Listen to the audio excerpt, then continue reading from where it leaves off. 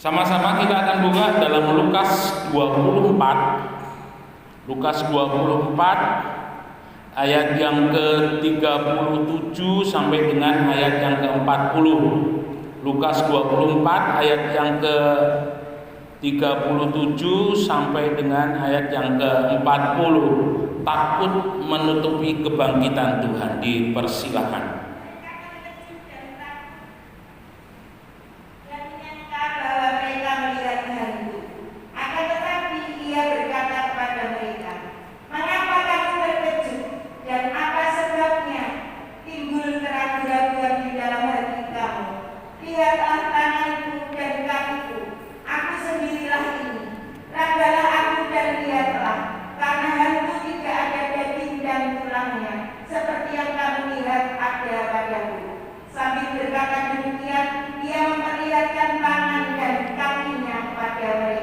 Ya, terima kasih. Saudara yang dikasihi oleh Tuhan, setelah kebangkitan Tuhan selama 40 hari secara terus-menerus, Tuhan memperlihatkan diri kepada murid-muridnya. Dan di dalam Lukas yang ke-24 ini, Tuhan menampakkan diri kepada murid-murid yang pada waktu itu berada di loteng Yerusalem. Dan kita ingat bahwa loteng Yerusalem adalah tempat Tuhan mengadakan perjamuan terakhir, ya.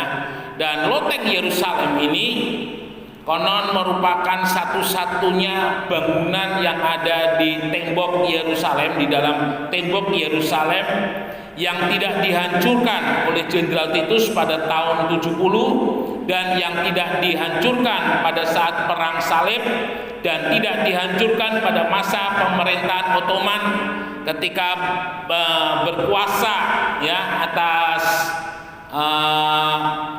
Konstantinopel, ya, Turki, lalu kemudian juga termasuk di Yerusalem.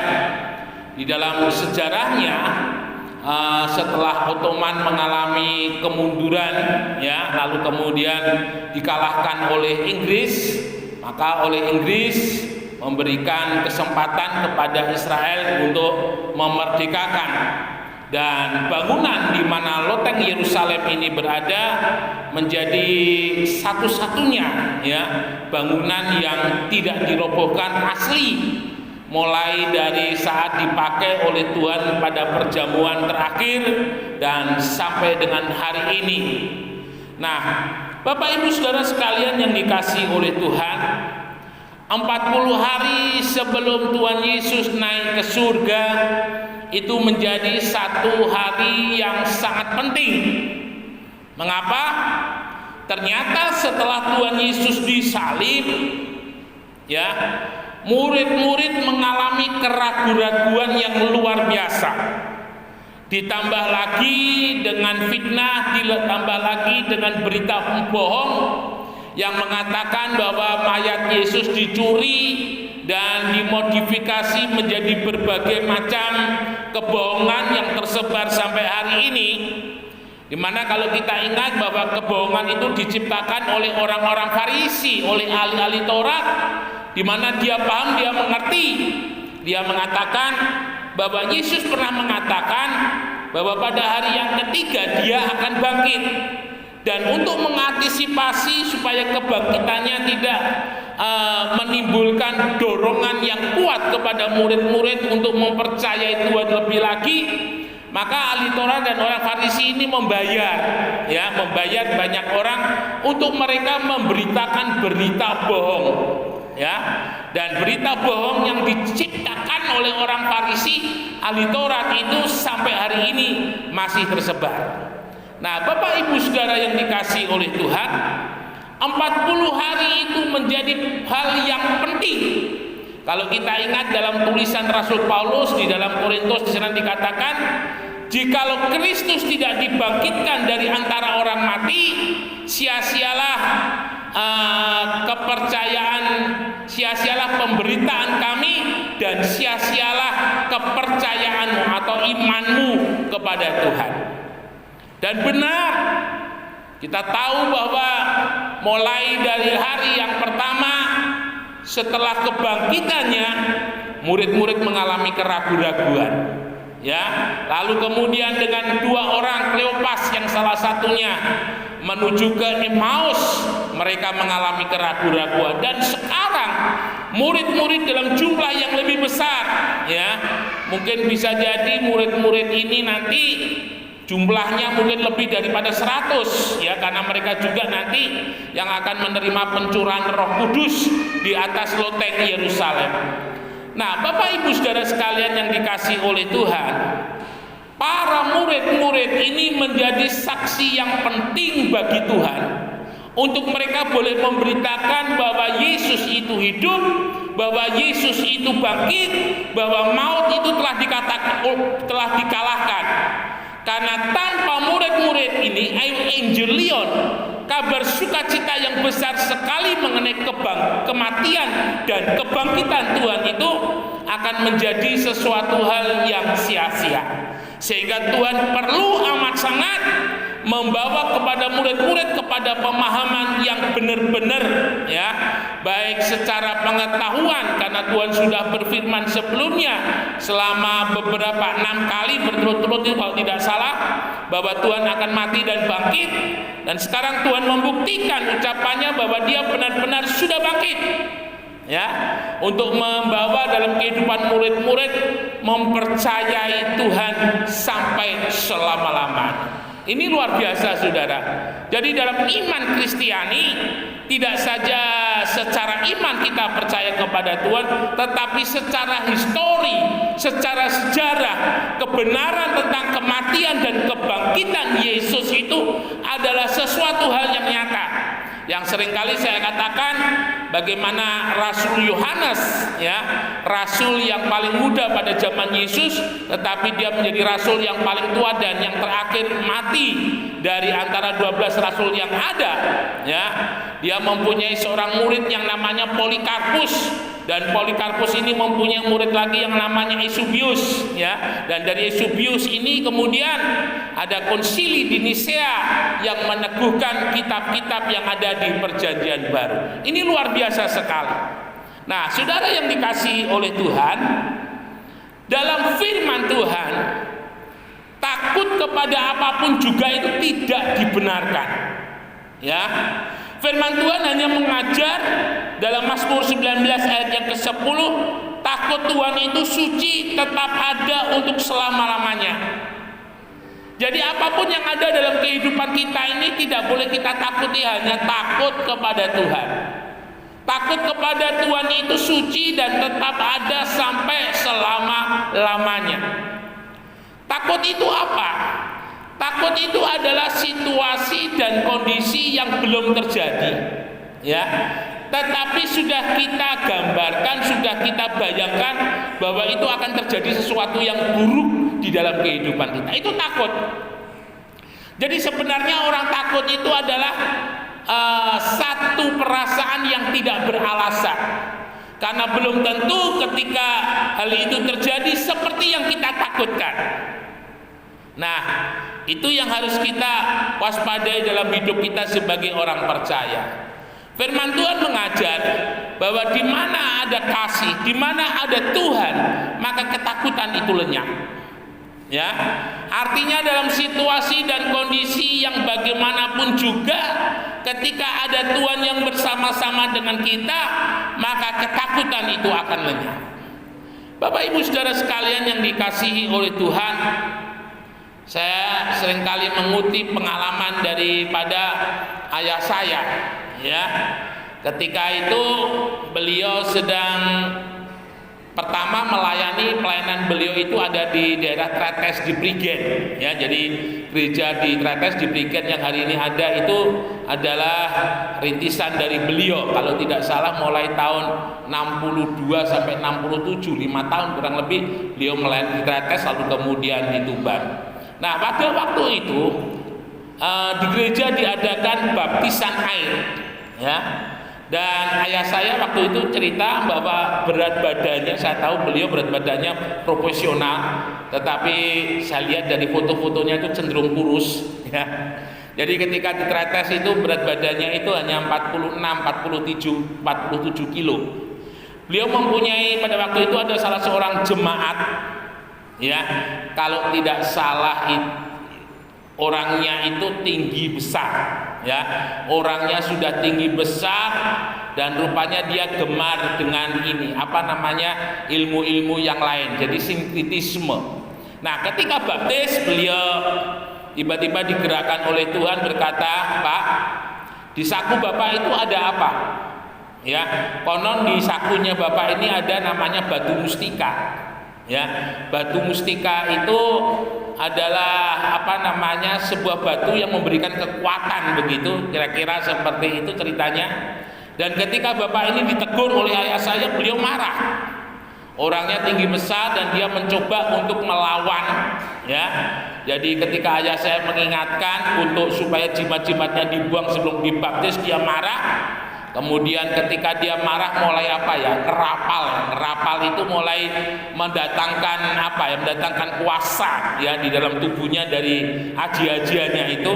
Lalu kemudian beliau tengking di dalam nama Tuhan Yesus. Akhirnya orang itu roboh ya. Setelah roboh dia bilang, "Om, panas, Om, ambil di saku saya jimatnya." Lalu kemudian diambil, lalu kemudian dibakar. Ketakutan tidak boleh ada dalam hidup kita. Satu lagu sekolah minggu mengatakan, "Aku pahlawan kecil, Yesus panglimaku." Ya, jika ada apa namanya, siapakah yang akan melawan? Tidak ada. Nah, Bapak Ibu Saudara yang dikasihi oleh Tuhan, kebangkitan Tuhan itu mengalahkan ketakutan. Kebangkitan Tuhan itu menjamin ada pertolongan Tuhan yang Tuhan sediakan untuk kita. Kebangkitan Tuhan itu menjamin bahwa apapun yang kita hadapi, kita tidak pernah sendiri. Ada Tuhan yang hidup, yang ada bersama-sama dengan kita. Lalu mengapa orang percaya itu bisa takut? Yang pertama, dibacakan Bu Matius 8:26. Takut terjadi karena kurang percaya. Matius 8:26.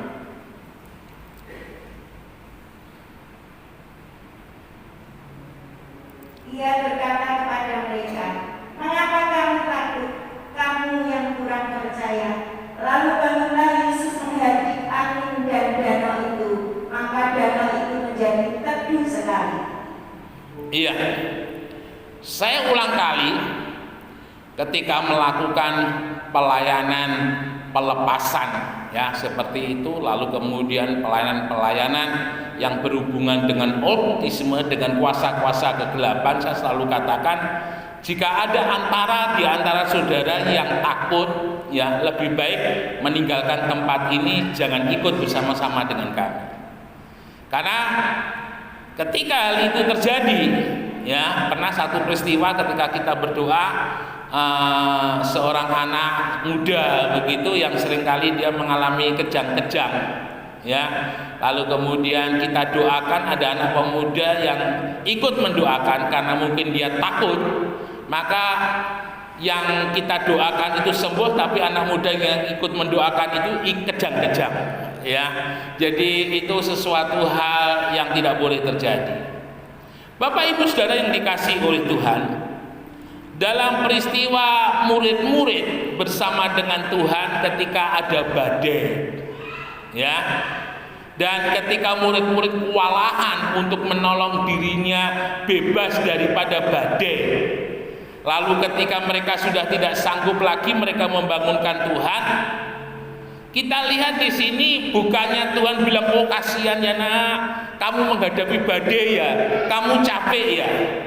Ternyata Tuhan kita tidak mengajar dalam kehidupan kita menjadi seorang percaya yang lebay, ya. Tuhan tidak mengajar di dalam kehidupan kita menjadi seorang percaya yang lemah gemulai. Tetapi rupanya Tuhan mengajar di dalam kehidupan kita untuk menjadi seorang prajurit yang senantiasa siap untuk berperang. Ya, justru yang Tuhan katakan, yang Tuhan lakukan kepada murid-muridnya itu dengan marah. Tuhan katakan, "Mengapa kamu takut, hai kamu yang kurang percaya?" Ini luar biasa sekali, saudara. Bahwa di dalam kehidupan kita sebagai orang percaya, ya, ada satu ayat mengatakan apapun yang kita lakukan, yang kita kerjakan, kita lakukan untuk Tuhan. Sehingga di dalam kehidupan kita tidak perlu lagi ada ketakutan. Mengapa ketakutan itu muncul? Yang pertama di sini kita melihat karena kita kurang percaya kepada Tuhan. Sudah bisa bayangkan ketika orang percaya melihat Tuhan itu, maaf, hanya sebatas kaki, sementara kaki di atas tidak ada. Maka itu sesuatu hal yang sempit. Sementara Tuhan menunjukkan bagaimana tangannya, bagaimana kakinya, bagaimana hatinya, bagaimana matanya, bagaimana telinganya, bagaimana mulutnya, semuanya luar biasa.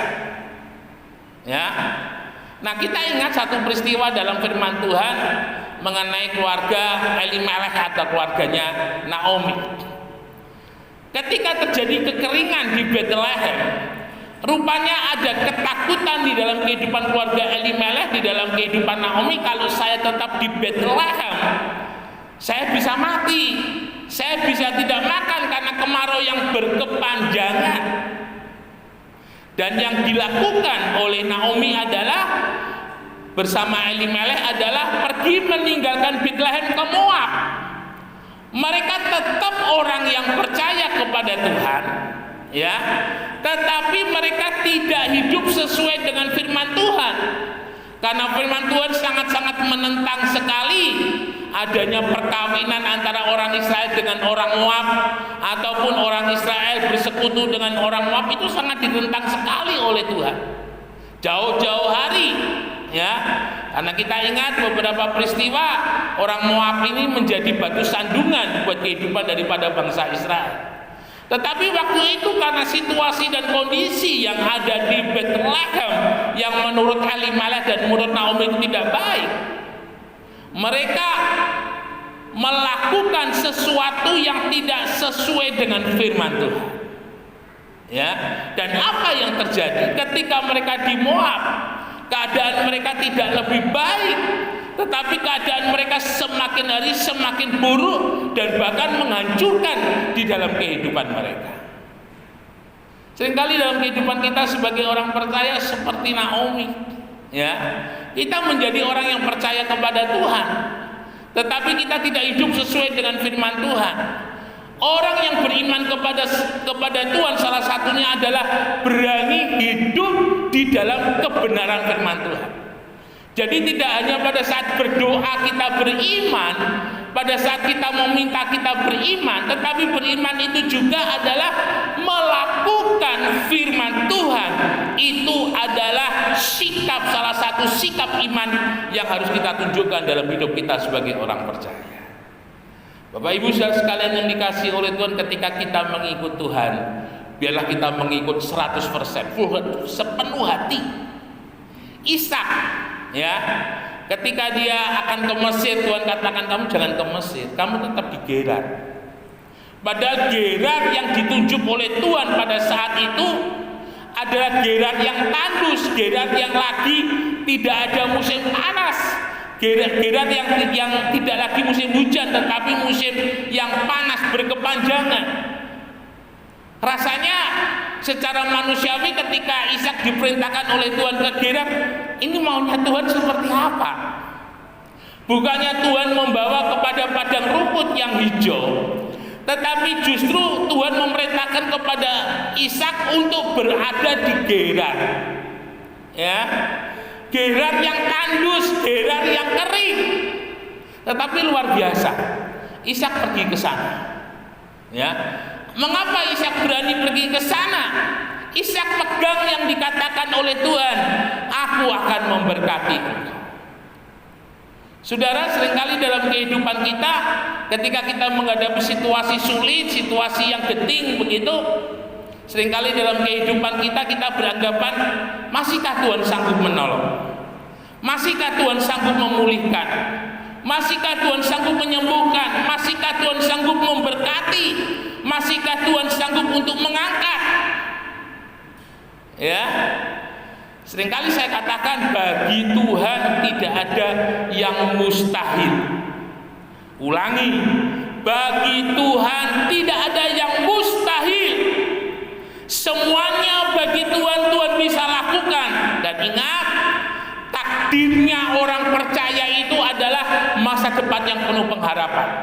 Kehidupan orang percaya itu adalah di dalam rancangan damai sejahteranya Tuhan. Nggak peduli itu di tanah yang tandus, nggak peduli itu di semak belukar, nggak peduli itu di atas batu-batu, tetapi rancangan Tuhan untuk orang percaya itu adalah rancangan damai sejahtera. Ya, Bapak Ibu saudara sekalian yang dikasihi oleh Tuhan, biarlah kita mau hidup melakukan firman Tuhan sebagai pernyataan iman kita, dan biarlah kita juga berdoa dengan sepenuh hati bahwa Tuhan sanggup menolong di dalam kehidupan kita. Lalu kemudian yang berikut, takut terjadi karena jauh dari Tuhan. Kita ingat peristiwa ketika Goliat, bangsa Israel menghadapi Goliat. Ya, mulai dari Saul sampai dengan prajurit yang panglima sampai prajurit paling rendah, mereka tidak ada yang berani menghadapi Goliat. Sementara Saul sebagai pemimpin pada saat itu, ulang kali firman Tuhan katakan bahwa Saul seringkali melakukan pelanggaran terhadap yang diperintahkan oleh Tuhan. Dalam pengertian bahwa Saul sedang dalam posisi jauh dari Tuhan. Hati-hati. Ketika orang percaya dalam posisi sudah tidak suka berdoa, sudah malas membaca firman Tuhan, sudah malas beribadah, itu dalam posisi jauh dari Tuhan. Iya, kadang saya tertawa sendiri ketika ada orang percaya, ada anak Tuhan datang kepada saya, Mas Yun, saya minta bantu doa. Ya, tetapi dalam posisi dia jauh daripada Tuhan, dalam posisi tidak setia beribadah, dalam posisi tidak sungguh-sungguh hidup di dalam firman Tuhan. Ini sesuatu hal yang harus disadari. Ketika jauh daripada Tuhan, ketakutan itu pasti muncul. Ketakutan akan kesehatan, ketakutan akan ekonomi, ketakutan akan keselamatan, itu pasti muncul. Ya, mengapa? Karena tidak ada lagi yang membackup di dalam kehidupan kita.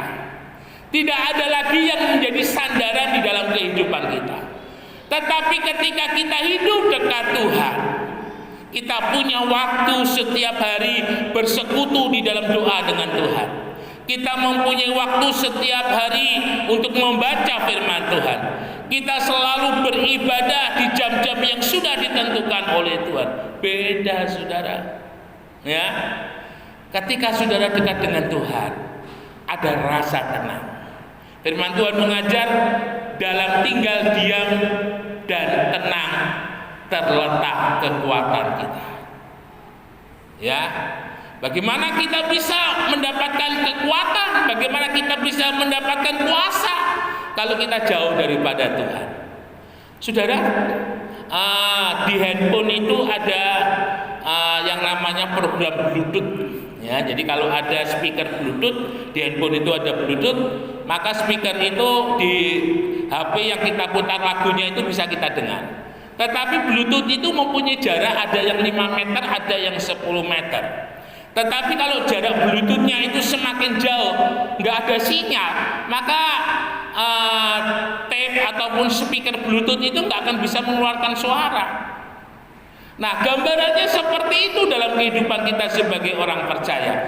Ketika kita jauh daripada Tuhan, itu tidak ada kekuatan Tuhan dalam hidup kita. Ya, tidak ada kuasa Tuhan di dalam kehidupan kita. Tetapi kalau kita hidup dekat dengan Tuhan, pasti kuasanya itu ada di dalam kehidupan kita. Matius 6:36 ayat 6:33 dalam terjemahan terjemahan baru, carilah dahulu kerajaan Allah dan kebenarannya, maka sekaliannya itu akan ditambahkan kepadamu. Tapi bahasa Indonesia masa kini, usahakanlah agar Kristus memerintah atas hidupmu dan lakukanlah perintahnya, maka sekaliannya yang lain itu akan ditambahkan di dalam kehidupan kita. Artinya apa? Artinya ketika Kristus, Ya, ada di dalam kehidupan kita, kuasanya ada dalam kehidupan kita. Roma 8:28 seringkali saya kutip, Allah turut bekerja untuk mendatangkan kebaikan. Allah turut bekerja dalam segala sesuatu. Ya, sesuatu itu bisa berbicara rumah tangga, bisa berbicara kesehatan, bisa berbicara pendidikan, bisa berbicara pekerjaan dan sebagainya untuk mendatangkan kebaikan. Jadi ketika Tuhan ada di dalam kehidupan kita, Tuhan bekerja melalui kehidupan kita, yang mau kita kerjakan apapun juga itu, Tuhan pasti berkati. Yusuf ketika di rumah Potifar, firman Tuhan mencatat, Potifar melihat apa saja yang dikerjakan oleh Yusuf itu berhasil. Ya. Ini yang membuat di dalam kehidupan Potifar begitu mengasihi Yusuf. Jadi tidak ada yang sulit, tidak ada yang sukar bagi Yusuf. Mengapa? Karena Tuhan menyertai dalam kehidupan Yusuf. Ketika Fir'aun mencari seorang yang mampu menafsirkan mimpinya, dan tidak ada seorang pun yang mampu menafsirkan, dan ketika Yusuf menafsirkan, Fir'aun mengakui, adakah orang yang lain yang ada di sini seperti Yusuf? Seorang yang penuh dengan hikmat Allah, seorang yang penuh dengan roh Allah. Nah, ini yang harus terjadi dalam kehidupan kita. Yesus sudah bangkit, saudara. Ya, kebangkitannya itu untuk menjamin kemenangan dalam setiap kehidupan kita. Saudara tidak sendiri, ada Tuhan yang ada bersama-sama dengan kita. Ya, terus percaya, terus hidup dalam firman Tuhan, terus beriman, nikmati kuasanya Tuhan yang bekerja atas hidup kita, yang membuat berhasil segala yang kita kerjakan, dan semuanya hanya untuk kemuliaan Tuhan. Immanuel, Tuhan Yesus memberkati, beri kemuliaan bagi nama Tuhan.